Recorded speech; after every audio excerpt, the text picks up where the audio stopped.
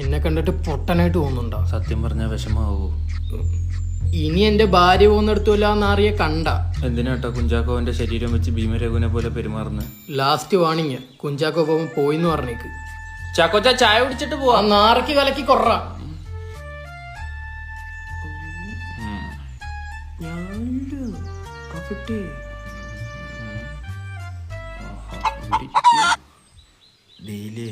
പിന്നെ 50 കോടിയുടെ ബിസിനസ് ഡീലല്ലേ ഞാൻ അവിടെ നടത്തിയത്. സത്യത്തിൽ എന്നെ ആ കുട്ടി വശീകരിക്കാൻ നോക്കി, എനിക്കൊന്നും അറിയില്ല.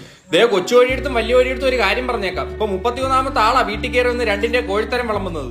അത് 28 ആരുടെയാ ചോദിച്ചു? എന്റെ ഒന്നുമില്ലല്ലോ, ഈ 2 തന്തയല്ലേ നിങ്ങള്? അങ്ങനൊക്കെ ചോദിച്ചു അല്ലേ?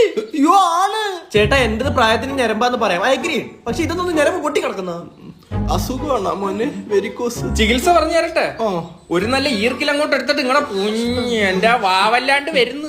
നിങ്ങൾ അമ്മ മരിച്ചു പോയപ്പോ നിങ്ങൾക്ക് അമ്മയുടെ ഒരു വാത്സല്യം വേണോന്ന് എനിക്ക് തോന്നി. അയ്യോ, കേരളത്തിൽ ഇത്ര അമ്മമാരുടെ വാത്സല്യം ഞങ്ങൾക്ക് വേണ്ട. ഇനി അച്ഛൻ പെമ്പിള്ളാരുടെ പിറകെ പോവൂല. ആന്റിമാരുടെ പൊക്കോട്ടെ, പോവൂല. അതെനിക്ക് ബാധകമാണോ? ഞാൻ ചോദിച്ചോ പറല്ല. എന്തായാലും ഇത്ര ഓറല്ല. ഹലോ, ആ ഞരമ്പിന്റെ മോൻ തന്നെ.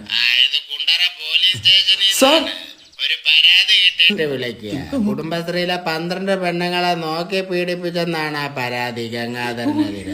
പുള്ളി അവിടെ അടുത്തുണ്ട്. അല്ല സാർ, നോക്കിയൊക്കെ എങ്ങനെയാ സാർ പീഡിപ്പിക്കുന്നത്?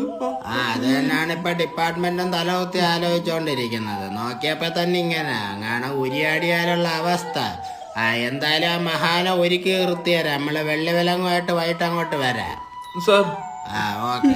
വെള്ളി വിലങ്ങുന്നു ഇല്ല, സ്വർണ്ണ വിലങ്ങ് വെച്ച് തരും. ഗംഗാധരൻ കാമനോട്ടം, ആ കാമനോട്ടം പോടാ തൊട്ടി ചാടി. ഇത്ര ആള് നാട്ടുകാർ കയറി ഇറങ്ങായിരുന്നു, ഇപ്പൊ പോലീസുകാരായി. നമ്മുടെ കുടുംബത്തിലെ ആദ്യത്തെ പെണ്ണേ സല്ലേട്ടാ, എനിക്ക് മുന്നേ അച്ഛനത് നേടി. Congrats dad. Thank you. അപ്പൊ പ്ലേയങ്ങൾ ഒരുങ്ങിയിരുന്നോ? വന്ന് ഹോൺ അടിക്കുമ്പോ പൊക്കോ. ചില്ലറ ഞാനെന്തൊന്നുമല്ല കാണിച്ചു വെച്ചേ. ശൈലജ, ഞാനിന്ന് ഉച്ചയ്ക്ക് വന്നോട്ടെ? വൈകിട്ട് എന്നെ കൊണ്ടുപോയൊരു സ്കൂൾ വണ്ടി വരും.